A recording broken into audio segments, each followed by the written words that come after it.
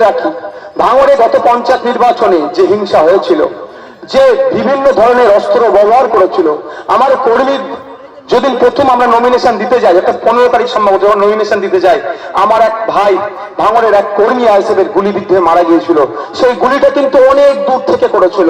আমি তখন বলেছিলাম যে এই অস্ত্র শস্ত্র বিদেশি বা বিভিন্ন ধরনের অস্ত্র শস্ত্র কোথা থেকে এলো, এটা তদন্ত হোক। তখন মিডিয়ায় বলেছিলাম, এখন খুঁজে পাওয়া যাচ্ছে। একটু বলে রাখি, শওকত মোল্লা সাহেব এই শাহজাহান শেখেদের লোকেদেরকে ভাড়া করে, এই মৌখালি থেকে লোক ভাড়া করে অস্ত্র শস্ত্র নিয়ে কিন্তু হামলা ভাঙড়ে চালিয়েছিল।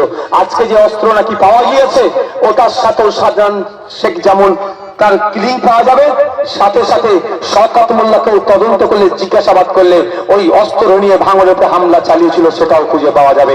আগামী দিনে তদন্তকারী অফিসাররা, এনএসজিরা গিয়েছেন, আমাদের যারা সুরক্ষা দেয়, ন্যাশনাল সিকিউরিটি গার্ড গিয়েছেন ওখানে, তারা উদ্ধার করছেন। সব অস্ত্র শস্ত্র উদ্ধার করা দরকার।